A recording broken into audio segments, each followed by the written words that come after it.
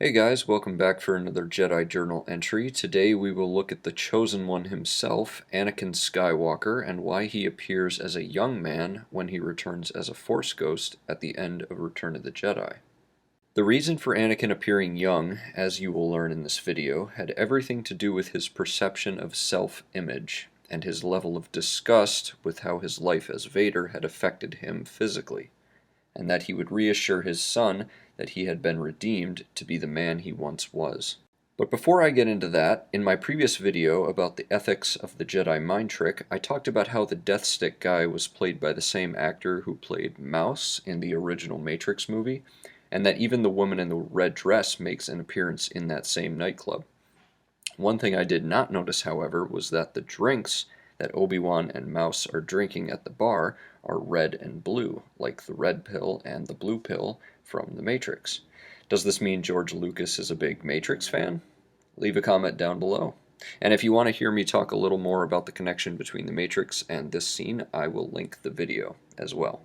Growing up watching the original trilogy on VHS as a child, I had only ever seen Anakin portrayed by Sebastian Shaw. He appeared when Luke removed Vader's helmet, showing us for the first time the man behind the mask.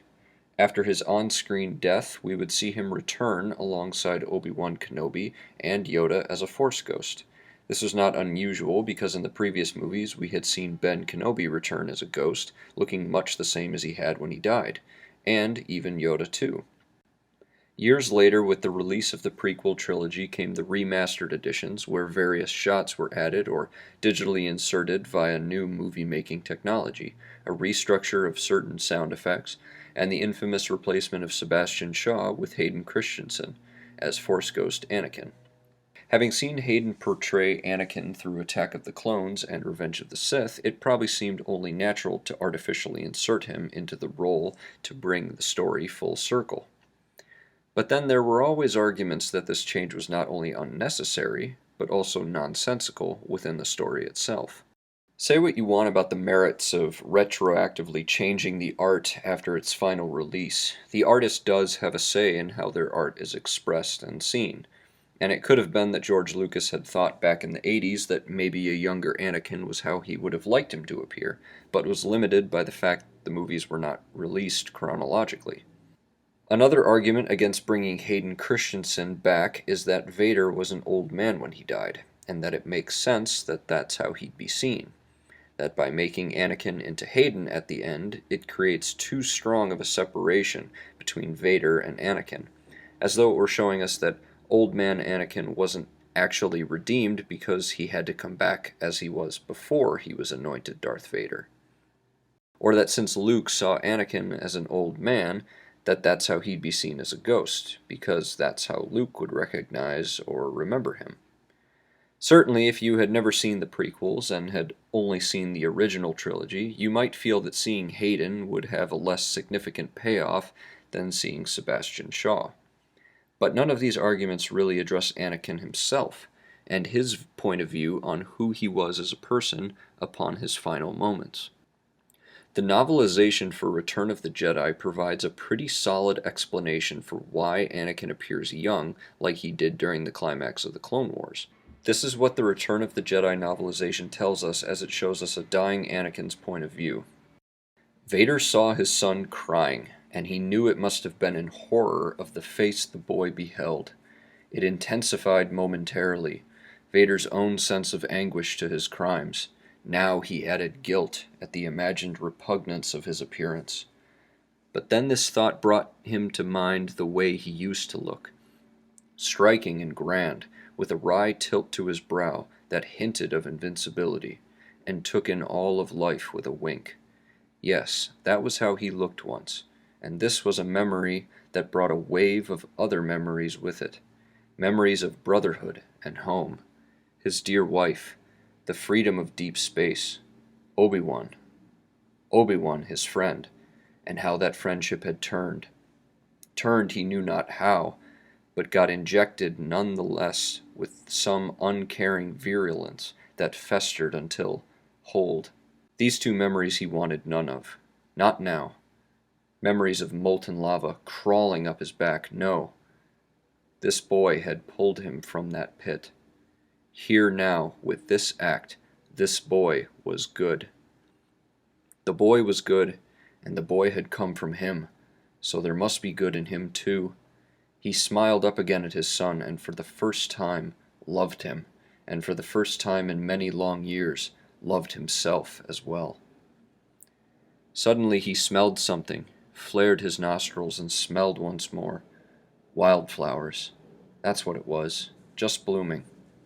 It must be spring. And there was thunder. He cocked his head and strained his ears. Yes, spring thunder. A spring rain to make the flowers bloom. Yes, there. He felt a raindrop on his lips. He licked the delicate droplet, but wait, it wasn't sweet water. It was salt water. It was a teardrop. He focused on Luke once again and saw that his son was crying. Yes, that was it. He was tasting his son's grief, because he looked so horrible. Because he was so horrible. But he wanted to make it all right for Luke. He wanted Luke to know he wasn't really ugly like this, not deep inside, not altogether. With a little self-deprecatory smile, he shook his head at Luke, explaining away the unsightly beast his son saw. Luminous beings are we, Luke, not this crude matter. Luke shook his head too, to tell his father it was all right, to dismiss the old man's shame, to tell him nothing mattered now, and everything. But he couldn't talk. Vader spoke again, weaker, almost inaudible. No. Go, my son. Leave me. Luke found his voice. No, you're coming with me. I'll not leave you here. I've got to save you. You already have. Luke. He wished briefly he'd met Yoda, to thank the old Jedi for the training he'd given Luke. But perhaps he'd be with Yoda soon, now in the ethereal oneness of the Force, and with Obi-Wan. Father, I won't leave you. Explosions jarred the docking bay in earnest, crumbling one entire wall, splitting the ceiling. A jet of blue flame shot from a gas nozzle nearby. Just beneath it, the floor began to melt. Vader pulled Luke very close and spoke into his ear. You were right. You were right about me. Tell your sister. You were right. With that, he closed his eyes, and Darth Vader, Anakin Skywalker, died. So as you can see here, in his dying moments, Anakin's mind drifted to the man he once was, away from the broken man his horrible, dark deeds had led him to become. As he lay dying, his mind even drifted to his time on Naboo with Padme, remembering the smell of flowers and rain. His present appearance, though, in his mind, was directly linked to the actions he had done as Vader. The shame of his appearance, as Vader, made him want to reassure his son that he was not a horrible monster, but that Luke had indeed saved him. And his mind drifted to a happier time, when he was whole and with his loved ones. With that self-image in mind, that became the form his consciousness manifested after death, recognizing that he was no longer Vader, but had in fact been redeemed to the man he once was through the efforts of his son. This would also clarify why Anakin's Force ghost is of himself as a young man, while Obi-Wan and Yoda's ghost versions are old. They were lifelong Jedi and had lived their full lives as nothing but themselves. So they don't have that separation in their minds from how their fate had physically morphed them. Anakin bore physical markings of his fall from grace that Obi-Wan and Yoda did not. This actually ties into an idea that renowned psychiatrist Carl Jung had. Jung posited that in the way people have transformations throughout their lives, not necessarily physical ones, but ones of a psychological nature, there is a constant idea of the self. So as you get older, you undergo changes, and maybe your values change or your fundamental belief structures change, but there are parts of you that remain intact despite all of that. Jung claimed that the true self was the thing that remains constant across transformations. That's the Jungian self. It's a very cool idea. You could then think of young Anakin as Anakin's Jungian self. seeing himself in his prime. So as an example, you could think of a phoenix which grows old and bursts into flame, only to re-emerge as a new phoenix. There is a development or a change that takes place, but the true phoenix remains intact throughout the cycle. It's a basic symbol for death and rebirth, this idea of undergoing some kind of transformation, and emerging on the other side as a new changed being. Although in art or storytelling, the phoenix typically symbolizes a psychological transformation rather than a physical one. This death and rebirth imagery is the basic story of Star Wars itself.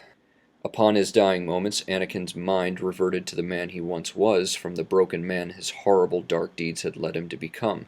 His mind drifted to his time on Naboo with Padme and his friendships with Obi-Wan. His present appearance, though, in his mind was directly linked to the actions of Vader. The shame of his appearance as Vader made him want to reassure his son that he was not a horrible monster, but that Luke had indeed saved him, and his mind drifted to a happier time when he was whole and with his loved ones. With that self-image in mind, that became the form his consciousness manifested after death. After all, it's been said that the concrete nature of the physical world is not the true reality. Luminous beings are we, not this crude matter. So it would not be necessary for Anakin to reappear as a healed version of his older physical self. Recognizing that he was no longer Vader, but had in fact been redeemed to the man he once was by the actions of his son, Shaw's version will always be remembered by those who grew up with the original trilogy, but Christensen will always be remembered as Anakin Skywalker. Well, this concludes my thoughts on young Force Ghost Anakin. If you enjoyed what I had to say, click the like button down below and subscribe for more of my content, which will be coming soon. If you want to receive notifications of when that will be, hit the little bell icon down below as well so you won't miss the next one. Thanks for sticking around, and I'll see you all next time. May the Force be with you.